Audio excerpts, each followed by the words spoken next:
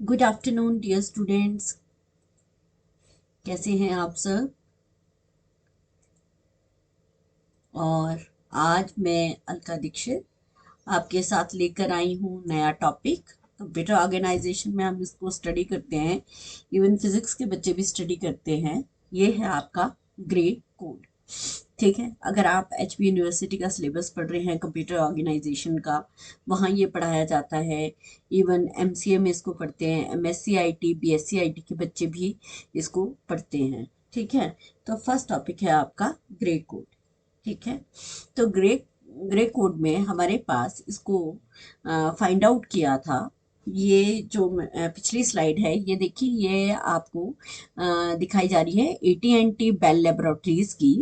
Eighty Bell laboratories जो है, यहाँ पर हमारे बहुत सारे फिजिस्ट साइंटिस्ट, इवन बहुत सारी प्रोग्रामिंग लैंग्वेजेस जो भी आप स्टडी करते हैं, सी प्लस प्लस, जो भी साइंटिस्ट और फिजिस्ट थे, मैथमेटिशियंस थे, उन सब ने इस लैब में रिसर्च करी है। तो मेरा दिल किया कि मैं आप लोगों को एक नई लैब को दिखाऊं।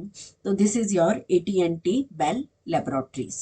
ठीक है, नेक्स्ट है फ्रैंक ग्रे, जो थे फिजिस्ट थे, जिन्होंने रिसर्चर थे at Bell labs who made this numerous innovation in television, both mechanical and electronics, and is remembered for the Gray code. ठीक है, वैसे ज्यादातर फ्रैंक ग्रे को, नाम ही फ्रैंक ग्रे था तो उसी उन्हीं के नाम पर इसे जो है ग्रे कोड के नाम से जाना जाता है।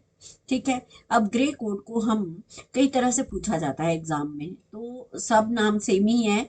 जैसे ग्रे कोड है, ग्रे कोड के बाद इसी को रिफ्लेक्टिव कोड कहा जाता है, यूनिट डिस्टेंस कोड कहा जाता है, even cyclic code is also known as the Gray code. ठीक है, वन नेम के मतलब एक ही, जिस तरह से हम घर में होते हैं और हम डिफरेंट नेम से, कोई हमें प्यार से निक नेम रख देता है, घर वाले कुछ और बोलते हैं, ठीक है, फ्रेंड्स कुछ और बोलते हैं, उसी तरह से ग्रे कोड के भी डिफरेंट नेम्स हैं। क्या क्या नेम है? Reflective code, unit distance code and cyclic code. ठीक है, तो फ्रेंड्स यहाँ पर देखिए, ग्रे कोड क्या है? सीक्वेंस ऑफ बाइनरी सिस्टम्स है, which is also known as the reflective binary code. The reason for calling this code as the reflected binary code is the first n by 2 values compared with those of the last n by 2 values. ठीक है, जो first to values होंगी उसको last two values से compare करते हैं। And in this code two consecutive values are differed. ठीक है, जो कंसेक्टिव वैल्यूज होंगी ना, सिर्फ वो डिफर करेंगी by 1 bit of the binary digits. अब Gray codes are used in general sequence of hardware generated binary numbers. जो हार्डवेयर बार बार बाइनरी नंबर्स को जनरेट करता है, कोई कैलकुलेशन करिए, उसके बाद नेक्स्ट जो जनरेशन होगी वो कौन सी होगी, वो भी ग्रे कोड के थ्रू हम इजीली फाइंड आउट कर सकते हैं। These numbers cause ambiguities or errors when the transition from one number to its successive is done. ठीक है, तो उसको भी हमें कहीं ना कहीं कंप्लीट करना है, तो उसके लिए भी हम ग्रे कोड को स्टडी करते हैं। And this code simply solves this problem by changing only 1 bit when the transition is between number is done. ठीक है, अब ये तो बड़ी बड़ी सी बातें कुछ लिखी जानी है थ्योरी, इसमें एग्जैक्टली होता कैसे है ये मैंने इसलिए डाला होता है क्योंकि कुछ बच्चों के पास बुक्स नहीं होती हैं और मुझे नोट्स भी बनाने हैं कहते हैं, तो इसलिए मैं थोड़ा सा टेक्स्ट भी डालती हूँ। एग्जैक्टली ग्रे कोड को किस तरह से सॉल्व करते हैं वो मैं नेक्स्ट स्लाइड में आपको बताती हूँ। The Gray code is a very light weighted code because it doesn't depend on the value of the digit specified by the position, and this code is also called as the cyclic code. ठीक है, cyclic variable code as a transition of one value to its successive value carries a change of 1 bit only, सिर्फ 1 bit में change होगा। अब generate कैसे करते हैं? ये भी आपका कुछ एक मेथड्स हैं कि prefix and the prefix and reflect method are recursively used to generate the gray code of a number. कोई भी नंबर है, हमें उसका ग्रे कोड जनरेट करना है। ठीक है, For generating gray code, we have the steps. We find the number of bits required to represent a number. कोई भी नंबर हमें डेसिमल नंबर दे दिया जाता है या कोई भी मेरे पास बाइनरी नंबर है, उसको अगर मैंने नंबर्स में रिप्रेजेंट करना है तो वो 4 बिट है, 2 बिट है, 8 बिट है, 16 बिट है, वो डिपेंड करता है। तो next we find the code for zero. अगर मान लीजिए हमें जीरो के लिए बाइनरी कोड निकालना है तो इट विल बी सेम। क्या होगा? 0000 which is same as the binary. Now we take the previous code 000 and change the most significant bit of it. A most significant bit कौन सी है? This is the most significant bit. इसको बोलते हैं MSB। ठीक है। So we perform this process recursively until all the codes are not uniquely identified. तब तक करेंगे जब तक सभी codes जो हैं वो uniquely identify नहीं हो जाते। If by changing the most significant bit we find the same code obtained previously, ठीक है। अगर हम ग्रे को बाइनरी और बाइनरी को ग्रे में करेंगे तो हमें सेम वही कोड मिल जाएगा जो एग्जैक्टली हम लेकर स्टार्ट किया था। Then the second most significant bit will be change. ठीक है। तो सेकंड मोस्ट सिग्निफिकेंट बिट यानी कि ये जो आपकी बिट होगी वो क्या हो जाएगी? वो यहाँ पर चेंज हो जाएगी। ठीक है। And so on. ठीक है। चलिए अब हम इसको करते हैं। क्या बोला क्या है जी? 1 bit Gray code, 1 bit Gray code क्या होगा? इसकी क्या होगी? यहां पर होगी reflective property. This is the reflective property. ठीक है। रिफ्लेक्टिव प्रॉपर्टी क्या होगी कि ये इसको 2 बिट ग्रे कोड, ठीक है, और अगेन इसी तरह से रिफ्लेक्टिव प्रॉपर्टी से हमें क्या मिल जाता है? 3 बिट ग्रे कोड मिल जाता है। ठीक है। 3 bit Gray code we can easily find it. ठीक है। तो अब हम इसको कैसे करते हैं? यूनिट डिस्टेंस इसमें बात करते हैं। बात क्या करते हैं? एक और चीज, यूनिट डिस्टेंस की बात करते हैं। यूनिट डिस्टेंस में क्या होगा? It implies 1 step ahead. क्या होगा यहाँ पर? 1 स्टेप अहेड। सिर्फ एक स्टेप ही हम इसमें मूव कर सकते हैं, यानी कि it implies only 1 unit is changed. ठीक है। तो क्या हुआ? Only 1 unit will be get change. First bit और last bit only 1 bit is change. ठीक है। अब हम देखिए कैसे करेंगे। अब मान लीजिए हमारे पास क्या होगा? सपोज वी हैव 0 और 1। तो क्या होगा? हम यहाँ पर लेंगे 1 बिट ग्रे कोड। ठीक है। 1 बिट ग्रे कोड। ठीक है। 0 जो है वो 1 में, मतलब नेक्स्ट बिट में चेंज हो रहा है। अब यहाँ पर 2 बिट के लिए ले लीजिए। देखो 0 0 और क्या हो गया? 0 1। रिफ्लेक्टिव है ना ये, तो रिफ्लेक्टिव को ऐसे सोचिए कि ये सेम वैसे ही है जैसे यहाँ पर क्या लगा है? मिरर लगा है। तो अब हम अगर इन वैल्यूज को मिरर में देखें तो क्या कहा गया था? अभी पीछे हम थ्योरी पढ़ के आए हैं कि मोस्ट सिग्निफिकेंट बिट को हम क्या कर देंगे? ये हो जाएगी 1 1, चेंज हो जाएगी। ठीक है। लेकिन ये वैल्यू क्या होगी? ये देखो 1 जो है वो पहले यहाँ आएगा, जो वैल्यू दूर है वो दूर जाएगी। तो ये 1 बिट, ये जो बिट्स हैं वो रिफ्लेक्टिव हो गई, वो सिर्फ 1 बिट चेंज हो रही है। तो ये क्या बन गया इसका? ये बन गया 2 बिट ग्रे कोड। ठीक है। 2 bit Gray code. Okay. Next बात करते हैं हम 3 बिट की। ठीक है। नेक्स्ट बात कर रहे हैं हम 3 बिट ग्रे कोड की। ठीक है। तो 3 बिट ग्रे कोड कैसा रहेगा? हम ले लेते हैं 0 0 0। क्या आएगा? 0 0 1 0 1 0। ठीक है। या 0 0 1 1। ठीक है। इस तरह से ले लिया हमने। अब हम क्या करेंगे? ये जो फर्स्ट है सारी डिजिट्स ये चेंज हो जाएंगी 1 1 1 1। ठीक है। अब यहाँ पर क्या हुआ, ये जो 2 बिट्स है वो ऑटोमेटिकली चेंज हो गई। देखो ये 1 आ गया और ये क्या आ गया, ये 0 आ गए। क्यों? क्योंकि हम यहाँ पर क्या कर रहे हैं, हम रिफ्लेक्टिव मिरर में इसकी पोजीशन वैल्यूज को देख रहे हैं। अब यहाँ क्या आया, ये आ गया 1, ये आ गया 0। ठीक है, ये आया आपके पास 1, ये आ गया 0, ये आ गया 1 और ये आ गया 0। तो इस तरह से क्या चलता है, इसका रिफ्लेक्टिव बाइनरी कोड जो है वो आपको दिख रहा है यहाँ पर। किसमें करा हमने, this is your 3 bit binary code जो है वो चला है। ठीक है, सो हमारे पास क्या आया यहाँ, वी कैन इजीली आइडेंटिफाई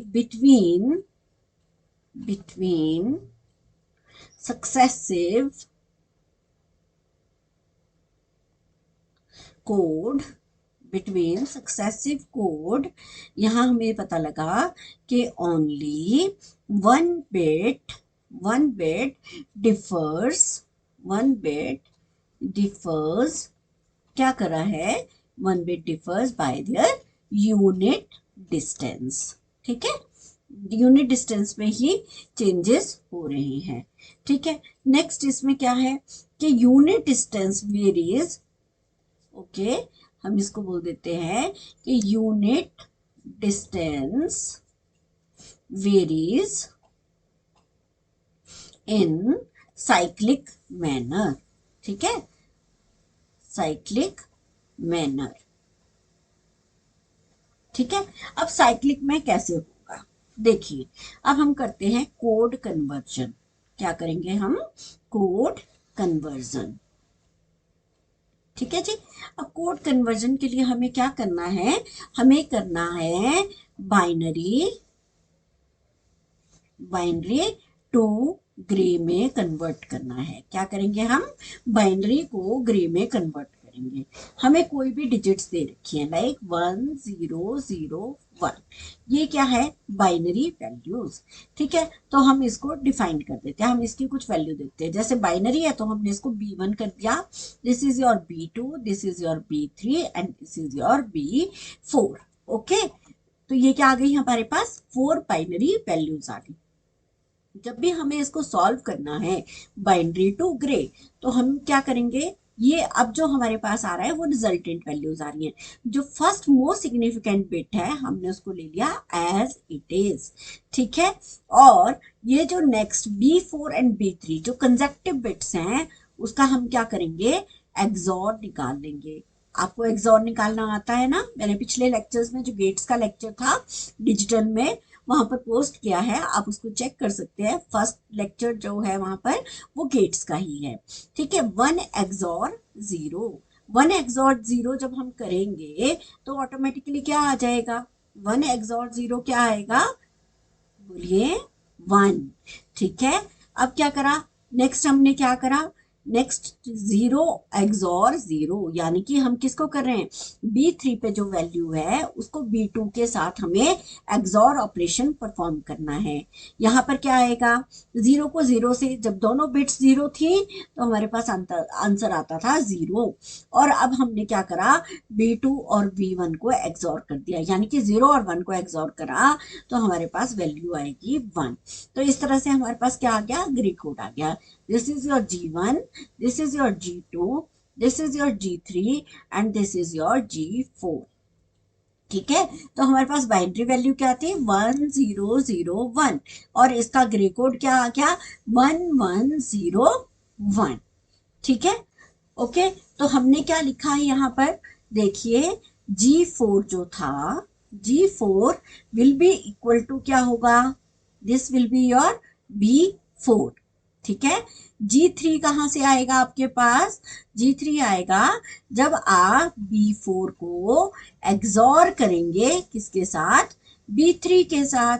और B2 कैसे आएगा, जब आप B3 को एक्सॉर करा आपने B2 के साथ। और G1 कैसे आया, जब आपने B2 को एक्सॉर किया किसके साथ, B1 के साथ। ठीक है, तो यहाँ पर चलिए नेक्स्ट स्लाइड पे चलते हैं। आई होप अभी तक आपको समझ आ रहा है। नेक्स्ट हम क्या करते हैं, एक्सॉर मॉड्यूलो टू एडिशन। ठीक है, इसमें हम क्या करते हैं, वी कैन से, और मैं आपको नोट दे सकती हूँ यहाँ पर, नोट में आप नोट डाउन कर सकते हैं कि यहाँ पर जो हम एग्ज और ऑपरेशन कर रहे हैं, it will be equal to modulo, इसको हम बोलते हैं modulo two addition, modulo two addition. So zero plus zero क्या आता है, जीरो। ठीक है, वन प्लस जीरो ये क्या आएगा, वन। जीरो प्लस वन क्या आएगा, one. But one plus one जो 10 हो जाता था ना, यहाँ पर उसको जीरो कर रहे हैं। ठीक है, so this is called the modulo two addition. ठीक है, मॉड्यूलो टू एडिशन। ठीक है, नेक्स्ट आ जाता है ग्रे टू बाइनरी। अब हमें क्या करना है, this is your Gray to binary. ठीक है, ग्रे टू बाइनरी ऑपरेशन के लिए हमने क्या किया बच्चा, यहाँ पर देखिए हम लेंगे 4 ग्रे कोड की डिजिट्स, जो हमने पीछे आंसर निकाला था, that is 1 1 this is your 0 and this is your 1। ठीक है, तो ये ग्रे कोड था G1, this is your G2, this is your G3 and this is your G4, 4 digits आ गई। ठीक है, अब हमने क्या करना है, ग्रे कोड को बाइनरी में कन्वर्ट करना है। ग्रे कोड को जब हम बाइनरी में कन्वर्ट करते हैं तो फर्स्ट बिट जो है वो एज इट इज आ जाएगी। ठीक है, जैसे हमने पीछे बाइनरी टू ग्रे में लिया था, वैसे यहाँ पर भी क्या आएगा, वन बिट जो है वो एज इट इज आ जाएगी। लेकिन अब हम वन बिट को एक्सॉर करेंगे, एक्सॉर करेंगे किसके साथ, B4 के साथ। ठीक है, अब एक्सॉर किया तो वन और एक्सॉर वन, ये क्या आएगा हमारे पास, रिजल्टेंट आ जाएगा जीरो।